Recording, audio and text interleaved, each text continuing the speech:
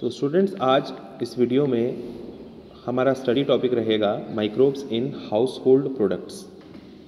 तो घरेलू जो प्रोडक्ट्स हैं, घर में जो प्रोडक्ट्स यूज़ किए जाते हैं, उनमें माइक्रो ऑर्गेनिजम्स का क्या रोल है। आपको बड़ा सरप्राइज़ होगा ये जानकर कि जो माइक्रोब्स होते हैं या उनके द्वारा जो बनाए गए प्रोडक्ट्स होते हैं, उनका हमारी लाइफ में बड़ा इम्पॉर्टेंट रोल है। एक कॉमन एग्जाम्पल के तौर पर हम देखें तो जो कर्ड है, जिसको हम मिल्क से ऑब्टेन करते हैं, मिल्क से बनाते हैं, उसको बनाने में भी माइक्रो ऑर्गेनिजम्स का एक इम्पॉर्टेंट रोल होता है। जैसे कि micro organism such as lactobacillus and other commonly called lactic acid bacteria, जिनको हम शॉर्ट में LAB कहते हैं, they grow in milk and convert it to curd.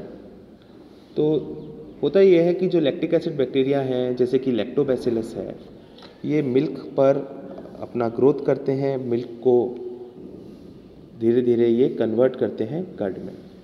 जब ये अपनी ग्रोथ करते हैं तो इनसे निकलने वाला जो एसिड होता है वह प्रोटीन्स को कोएगुलेट करता है और धीरे धीरे मिल्क प्रोटीन्स जो हैं धीरे धीरे डाइजेस्ट होना स्टार्ट कर देते हैं। और आप जानते ही हैं कर्ड बनाने के लिए होता क्या है। कर्ड बनाने के लिए आप थोड़ा सा इनोकुलम डालते हैं, यानी इनोकुलम मतलब जैसे थोड़ा सा दही डालते हैं फ्रेश मिल्क में, इसको इनोकुलम बोलते हैं। स्टार्टर, जिसको डालने से ही कर्ड में मिल्क कन्वर्ट होगा। तो ये जो इनोकुलम या स्टार्टर होता है, इसमें millions of lactic acid bacteria होते हैं जो आगे चल के अपना नंबर बढ़ाते चले जाते हैं और धीरे धीरे मिल्क को कर्ड में कन्वर्ट करने में इम्पॉर्टेंट रोल प्ले करते हैं। तो आपको एक बात और पता है कि जो कर्ड का फॉर्मेशन होता है वो सूटेबल टेम्परेचर पर तेज़ी से होता है, यानी टेम्परेचर जो है वो थोड़ा सा हल्का सा माइल्ड वार्म रहना चाहिए। हॉट और ह्यूमिड कंडीशंस में अच्छे से ये बैक्टीरिया जो हैं वो ग्रो करते हैं और मिल्क को कर्ड में कन्वर्ट करते चले जाते हैं। और अंत में जो न्यूट्रिशनल क्वालिटी है इसकी, वो भी बहुत बढ़ जाती है, बिकॉज इसमें विटामिन B12 जो होता है उसका लेवल बढ़ जाता है। तो कर्ड एक अच्छी तरीके से हमारे लिए जो एक हमारी डाइट है उसका हिस्सा होना चाहिए, क्योंकि इसमें विटामिन B12 भी है, इसके अंदर प्रोटीन्स भी हैं। In our stomach too, the lactic acid bacteria play a very beneficial role in checking disease causing microbes. हमारे स्टमक में जो लैक्टिक एसिड बैक्टीरिया जा रहा है वह भी एक बेनिफिशियल रोल प्ले कर रहा है, बिकॉज जो डिसीज़ कॉजिंग माइक्रो ऑर्गेनिजम्स वहाँ पर हो सकते हैं उनके नंबर को कंट्रोल करने में एक इम्पॉर्टेंट रोल प्ले करता है। तो एक तरीके से ये हमारी माइक्रो फ्लोरा बन जाती है हमारी बॉडी के अंदर रहने वाली। और ये जो है इम्पॉर्टेंट तरीके, मतलब इसका काम क्या है कि अगर ये यहाँ प्रेजेंट होंगे तो डिसीज़ कॉजिंग माइक्रो ऑर्गेनिजम्स के नंबर को चेक करेंगे, उसको कंट्रोल रखेंगे। आप सब जानते हो इडली और डोसा बनाने के लिए डो का इस्तेमाल होता है, और जो डो होता है उसको फर्मेंट किया जाता है बैक्टीरिया के हेल्प से। हम सब जानते हैं कि जो डो होता है उसको फुलाया जाता है, उसका पफ्ड अप अपीयरेंस हमको दिखाई देता है, वो फूला हुआ दिखाई देता है। तो ऐसा वो क्यों दिखाई देता है? ऐसा वो दिखाई देता है कार्बन डाइऑक्साइड गैस के प्रोडक्शन के कारण। तो अब आप बता सकते हो कि कौन सा मेटाबॉलिक पाथवे है जिसके कारण ये कार्बन डाइऑक्साइड का फॉर्मेशन हो रहा है। तो फर्मेंटेशन जब हम पढ़ते हैं तो फर्मेंटेशन में हम एनएरोबिक रेस्पिरेशन ध्यान रखेंगे। यहाँ पर एनएरोबिक रेस्पिरेशन हो रहा है और जिसका एंड प्रोडक्ट है कार्बन डाइऑक्साइड का generation. CO2 is generated as the end product, and so this generated CO2 helps, ये डो है सपोज इनिशियली, तो उसका साइज़ बढ़ जाता है और इसके अंदर से जो गैस निकलती है तो ये फूल जाता है। तो ये एनएरोबिक रेस्पिरेशन, जिसको फर्मेंटेशन कहते हैं, उसके कारण हो रहा है। अब ये बैक्टीरिया आए कहाँ से? Where do you think the bacteria for these fermentations came from?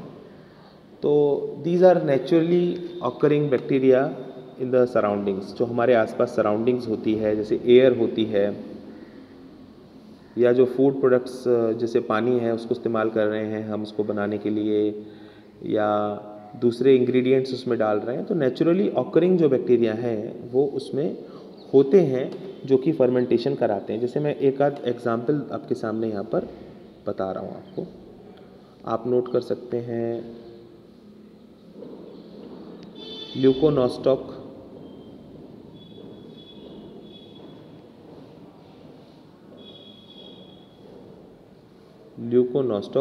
मीजेंटेरॉइड्स,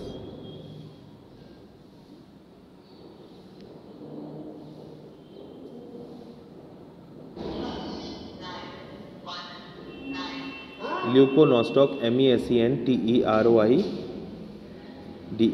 तो ये ल्यूकोनोस्टॉक मीजेंटेरॉइड्स जो है, it is a kind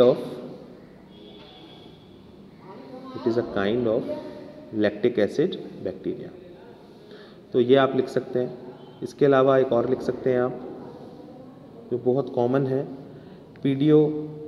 पीडोकोकस,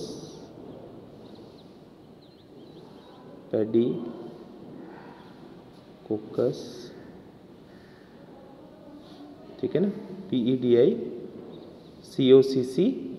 पेडिकोकस सेरेवेसी, CEREVISIAE।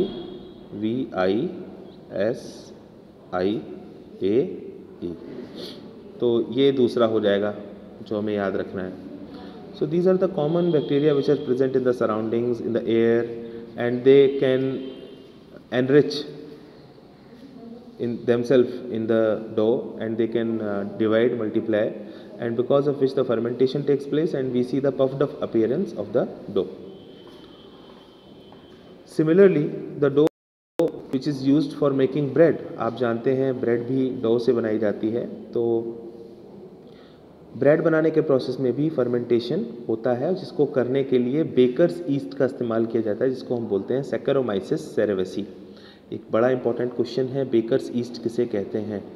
और ये बेकर नाम समझ गए होंगे, ब्रेड बेकर कहाँ मिलेगा, बेकरी में। बेकरी में क्या बनेगी, ब्रेड, है ना।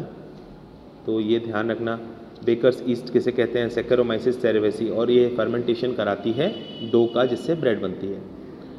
बहुत सारी ट्रेडिशनल ड्रिंक्स हैं या फूड्स हैं जिसको फर्मेंटेशन से बनाया जाता है, और माइक्रो ऑर्गेनिजम्स उसमें इंपॉर्टेंट रोल प्ले करते हैं। जैसे कि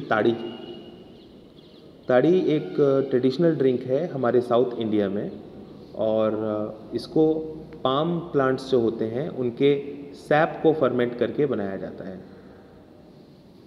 तो ये एक इम्पॉर्टेंट आपके लिए एक लर्निंग हो गई। नेक्स्ट, माइक्रो ऑर्गेनिज्म से फिशेस को भी फर्मेंट किया जाता है, सोयाबीन को, बैम्बू शूट्स को, और उससे फूड बनाए जाते हैं अलग अलग प्रकार के।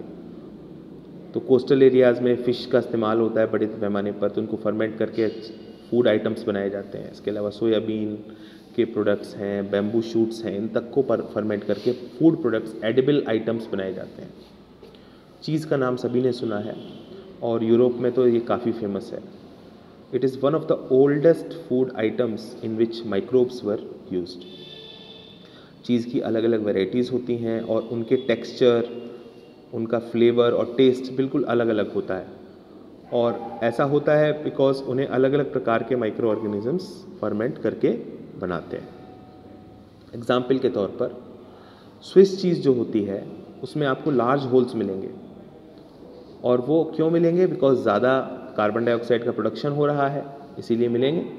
और उसमें आपको जो बैक्टीरिया ऐसा करता हुआ दिखाई देगा, उस बैक्टीरिया का नाम है प्रोपियोनिबैक्टीरियम शर्मानी। तो प्रोपियोनिबैक्टीरियम शर्मानी जो होता है वो स्विस चीज़ बनाने के काम आता है, and it helps in production of large amount of CO2 in the cheese, because of which we see large holes. ऐसे ही रॉकीफोर्ड जो चीज़ होती है, रॉकीफोर्ड चीज़, इसको राइप करने के लिए, यानी इसको फर्मेंट करने के लिए इसके ऊपर स्पेसिफिक फंजाई को ग्रो किया जाता है, जो कि उसको पर्टिकुलर फ्लेवर देने का काम करती है। उस फंजाई का नाम क्या है, मैं यहाँ लिख रहा हूँ आपके सामने, पेनिसिलियम, PENICILLIUM,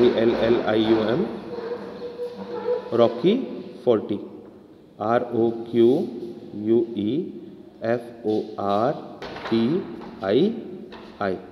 तो पेनिसिलियम रॉकी 40 जो होती है फंजाई, वह रॉकीफोर्ड चीज़ बनाने के काम आती।